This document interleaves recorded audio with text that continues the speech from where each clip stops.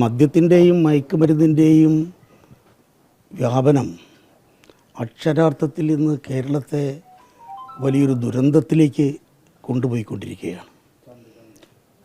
നമുക്ക് ഓരോ ദിവസവും മാധ്യമപ്രവർത്തകരായ നിങ്ങൾക്കറിയാം, കേരളത്തിലെ സ്ഥിതിഗതിയിൽ വിലയിരുത്തുന്ന ആർക്കും മനസ്സിലാക്കാവുന്നൊരു കാര്യമാണ്. കുറ്റകൃത്യങ്ങൾ വ്യാപകമായി വർദ്ധിക്കുന്നു. സ്ത്രീകൾക്കും കുട്ടികൾക്കും നേരെയുള്ള അതിക്രമങ്ങൾ വർദ്ധിക്കുന്നു. റോഡ് അപകടങ്ങൾ കൂടുന്നു. കുടുംബങ്ങളിലെ സമാധാനമില്ലാത്തൊരവസ്ഥ വർദ്ധിക്കുന്നു. ചുരുക്കി പറഞ്ഞാൽ കേരളത്തിൻ്റെ അന്തരീക്ഷം തന്നെ ആകെ വല്ലാത്ത, നമുക്ക് ചിന്തിക്കാൻ സാധിക്കാത്ത തലത്തിലേക്ക് പോയിക്കൊണ്ടിരിക്കുകയാണ്.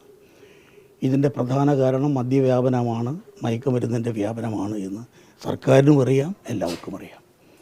പക്ഷെ ഇതിനൊരു പരിഹാരം ഉണ്ടാക്കുക എന്നുള്ള നല്ലൊരു ശ്രമം നടത്തുന്നതിന് പകരം മദ്യവ്യാപനം കൂടുതൽ തലങ്ങളിലേക്ക് എത്തിക്കാനാണ് സർക്കാർ ശ്രമിക്കുന്നത്. ഇത് പറയുന്ന സർക്കാരിൻ്റെ അവസ്ഥ എന്താ? ഈ സർക്കാർ 2 തെരഞ്ഞെടുപ്പുകൾ അഭിമുഖീകരിച്ചപ്പോഴും, ഇടതുപക്ഷ ജനാധിപത്യ മുന്നണി 2 തെരഞ്ഞെടുപ്പുകൾ അഭിമുഖീകരിച്ചപ്പോഴും ജനങ്ങളുടെ മുന്നിൽ സമർപ്പിച്ച തെരഞ്ഞെടുപ്പ് മാനിഫെസ്റ്റോയിൽ പറയുന്ന കാര്യം എന്താണ്? മദ്യം ഒരു സാമൂഹ്യ വിപത്തായി കേരളത്തിൽ മാറിയിരിക്കുന്നു. മദ്യത്തിൻ്റെ ലഭ്യതയും ഉപയോഗവും കുറച്ചുകൊണ്ടുവരുന്ന അതിന് സഹായകരമായ നയമായിരിക്കും ഇടതുപക്ഷ ജനാധിപത്യ മുന്നണി സർക്കാർ സ്വീകരിക്കുക എന്നതായിരുന്നു അവരുടെ വാഗ്ദാനം. ആ ജനങ്ങൾക്ക് നൽകിയ വാഗ്ദാനമാണ് ലംഘിച്ചുകൊണ്ട് അവർ മുന്നോട്ട് പോകുന്നത്. അക്ഷരാർത്ഥത്തിൽ ഇതുപോലെ ഒരു ജനവഞ്ചന കേരളത്തിൻ്റെ ചരിത്രത്തിലുണ്ടായിട്ടില്ല. ഈ നീക്കം നിഷ്കളങ്കമായ ഒരു നടപടിയാണ് എന്ന മട്ടിലാണ് ഇപ്പോൾ ബഹുമാനപ്പെട്ട മന്ത്രി പറയുന്നത്. കാരണം ആ തരത്തിലല്ല എന്ന് നമുക്കറിയാം. കാരണം കുറേ നാളായി ഔദ്യോഗിക തലത്തിൽ ചർച്ചകൾ നടക്കുകയാണ്. സെക്രട്ടറി തലത്തിൽ ചർച്ച, ചീഫ് സെക്രട്ടറി തലത്തിൽ ചർച്ച, സബ് ജഡ്ജ് കമ്മിറ്റി തലത്തിൽ ചർച്ച, ഇങ്ങനെ പല തലങ്ങളിലായി ചർച്ച ചെയ്ത് അവസാനം ഡ്രൈ ഡേ അവസാനിപ്പിക്കുക. അതോടൊപ്പം തന്നെ IT മേഖല പോലുള്ള മേഖലകളിലേക്ക് മദ്യവ്യാപനം എത്തിക്കുക. ഇത് സർക്കാരിൻ്റെ അജണ്ടയാണ്, യാതൊരു സംശയവും വേണ്ട, സർക്കാരിൻ്റെ അജണ്ടയാണ് എന്നുള്ളത് വ്യക്തമാണ്. അതൊരു ഇന്നസെൻ്റ് ആയിട്ടുള്ള ഒരു അജണ്ടയല്ല.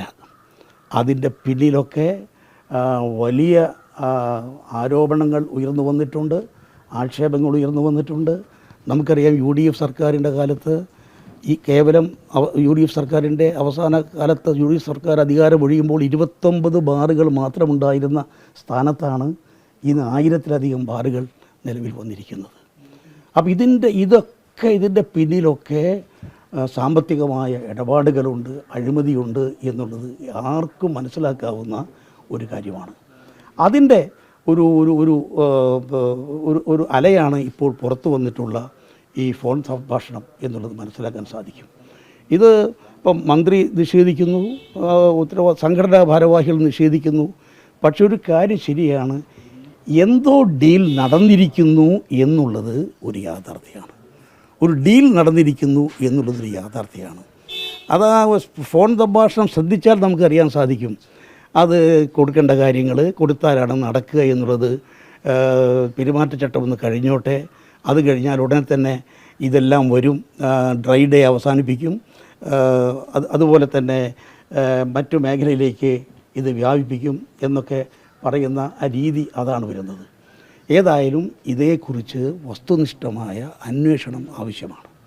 ഇപ്പോൾ വിജിലൻസ് അന്വേഷണം നടക്കുന്നു. ഇതുമായി ബന്ധപ്പെട്ട് എന്തോ പരാതി സർക്കാരിന് കിട്ടി, അതേക്കുറിച്ച് വിജിലൻസ് അന്വേഷണം നടക്കുന്നു എന്ന് വെളിപ്പെടുത്തുകയുണ്ടായി.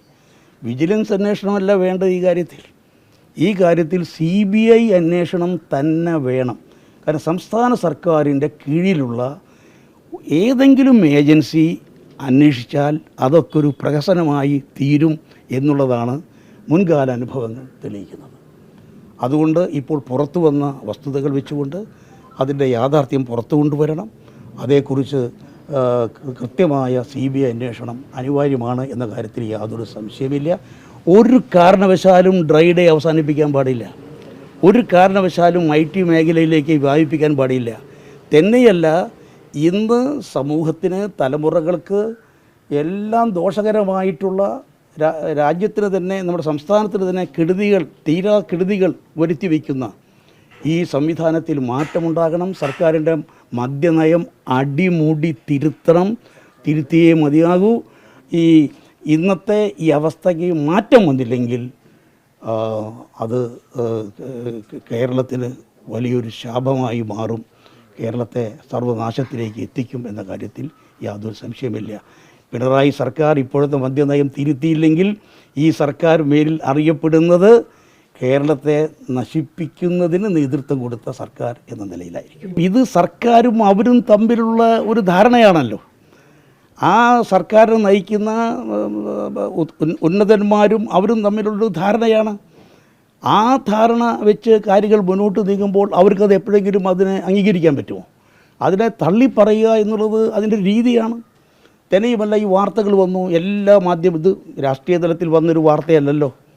ഇതെല്ലാം പുറത്തു കൊണ്ടുവന്നത് മാധ്യമങ്ങളാണ്. പത്രമാധ്യമങ്ങളിൽ വന്നിട്ടുണ്ട്, ദൃശ്യമാധ്യമങ്ങൾ, ഒട്ടുമിക്ക ദൃശ്യമാധ്യമങ്ങളിൽ വന്നിട്ടുണ്ട്. മാധ്യമങ്ങൾ പുറത്തു കൊണ്ടുവന്നൊരു വാർത്തയാണ്. അപ്പോൾ ഈ വാർത്തയ്ക്ക് രാഷ്ട്രീയമായ പശ്ചാത്തലമില്ല, രാഷ്ട്രീയമായ ഉദ്ദേശമല്ല ഈ വാർത്തയുടെ പുറകിലുള്ളത്. സത്യം പുറത്തു കൊണ്ടുവരിക എന്നുള്ളതാണ്. അതുകൊണ്ട് കേരളത്തിലെ ഒട്ടുമിക്ക ദൃശ്യമാധ്യമങ്ങളും ചില പത്രമാധ്യമങ്ങളും പുറത്തു കൊണ്ടുവന്ന ഈ വാർത്തയുടെ സത്യാവസ്ഥ പുറത്തു വരേണ്ടത് ആവശ്യമാണ്. ഇതിൻ്റെ ഭാരവാഹികൾക്ക് അത് നിഷേധിച്ചേ മതിയാകൂ. ആ നിഷേധം തന്നെ സർക്കാരും അവരും തമ്മിലുള്ളൊരു ധാരണയുടെ ഭാഗമായിട്ടേ നമുക്ക് കാണാനാകൂ എന്ന കാര്യത്തിൽ യാതൊരു സംശയമില്ല. ഏതായാലും ഇതിൻ്റെ പിന്നിലുള്ള അഴിമതി വൻ അഴിമതിയാണ് എന്നുള്ളതൊരു യാഥാർത്ഥ്യമാണ്. സത്യം പുറത്തു വരണം. അതിന് കഴിയുന്ന രീതിയിൽ CBI അന്വേഷണമാണ് നമുക്ക് നിർദ്ദേശിക്കാനുള്ളത്. ഇന്നത്തെ സാഹചര്യത്തിൽ സംസ്ഥാന സർക്കാരിൻ്റെ ഏതെങ്കിലും ഒരു ഏജൻസി അന്വേഷിച്ചാൽ അത് കേവലം പ്രഹസനമായി തീരുമെന്നാണ് മുൻ അനുഭവങ്ങൾ തെളിയിക്കുന്നത്. അതുകൊണ്ട് ഈ കാര്യത്തെക്കുറിച്ച് CBI അന്വേഷണം വേണം. അല്ല, അങ്ങനെയൊന്നുമല്ല. ഇത് നമുക്കറിയാം. പിന്നെ അന്ന് കൃത്യമായി ആ സർക്കാർ ബാറുകൾ അടച്ചുപൂട്ടിയാണ് ചെയ്തത്. 730 ബാറുകൾ അടച്ചുപൂട്ടി. ഉമ്മൻചാണ്ടി സർക്കാർ അധികാരമൊഴിയുമ്പോൾ, പിണറായി സർക്കാർ അധികാരം ഏൽക്കുമ്പോൾ 29 ബാറുകൾ മാത്രമാണ് കേരളത്തിലുണ്ടായിരുന്നത്. അതൊരു യാഥാർത്ഥ്യമാണ്. അപ്പോൾ അതുകൊണ്ട് അതിൽ നിന്നും 1000-ഓളം ബാറുകളിൽ എത്തിച്ചിരിക്കുകയാണ്. ഇതിന് പുറമെ കൺസ്യൂമർ ഫെഡ്, ബിവറേജസ് കോർപ്പറേഷൻ അതിൻ്റെ കീഴിലെല്ലാം ഉണ്ട്. 4500-ഓളം കള്ള് ഷാപ്പുകളുണ്ട്. അപ്പോൾ ചുരുക്കി പറഞ്ഞാൽ ഇന്ന് കേരളത്തിൽ ആകെ നടക്കുന്ന, സർക്കാർ തലത്തിൽ നടക്കുന്ന ആകെ ഒരു നടപടി എന്ന് പറയുന്നത് മദ്യവ്യാപനം മാത്രമാണ്. ജനങ്ങളുടെ ജീവൽ പ്രശ്നങ്ങൾ പരിഹരിക്കുന്നതിൽ സമ്പൂർണ്ണമായി പരാജയപ്പെട്ട സർക്കാർ വിജയകരമായി നടപ്പിലാക്കുന്നൊരു നയം എന്ന് പറയുന്നത് മദ്യവ്യാപനമാണ്. അത് ജനങ്ങളെ ദ്രോഹിക്കുന്ന നയമാണ്, നാടിനെ നശിപ്പിക്കുന്ന നയമാണ്. ഈ നയം തിരുത്തിയേ മതിയാകൂ, ഈ നയം പിൻവലിച്ചേ മതിയാകൂ. ഈ കാര്യത്തിൽ ഞാൻ ചോദിക്കട്ടെ, സർക്കാരിന് അല്ലെങ്കിൽ നയപരമായൊരു തീരുമാനമില്ലെങ്കിൽ, അങ്ങനൊരു നീക്കമില്ലെങ്കിൽ നമ്മുടെ ഉദ്യോഗസ്ഥന്മാർ, ടൂറിസം വകുപ്പ് സെക്രട്ടറി അല്ലെങ്കിൽ ചീഫ് സെക്രട്ടറി തലത്തിൽ ഇതുമായി ബന്ധപ്പെട്ട ചർച്ചകൾ നടത്തുമോ?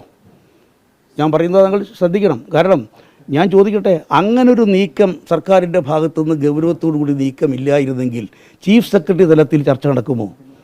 സെക്രട്ടറി തലത്തിൽ ചർച്ച നടക്കുമോ? സർക്കാരിൻ്റെ അകത്തളങ്ങളിൽ ഇതിനു വേണ്ട കരുനീക്കങ്ങൾ നടന്നുകൊണ്ടിരിക്കുകയാണ്. അതെല്ലാവർക്കും അറിയാം. മാധ്യമപ്രവർത്തകരായ നിങ്ങൾക്കാണ് ഞങ്ങളെക്കാൾ കൂടുതൽ അറിയാവുന്നത്. അതെല്ലാം വന്നുകൊണ്ടിരിക്കുകയാണ്. എന്നിട്ട് ഇതൊന്നും അറിഞ്ഞില്ല എന്ന ഭാവത്തിൽ മുന്നോട്ട് പോകുന്നത് ആരും അംഗീകരിക്കില്ല. ഇത് സർക്കാരിൻ്റെ നടപടി നിഷ്കളങ്കമാണ് എന്ന് ആരും പറയില്ല. ഇതിൻ്റെ പിന്നിൽ വൻ അഴിമതിയാണ് എന്നുള്ളതൊരു യാഥാർത്ഥ്യമാണ്.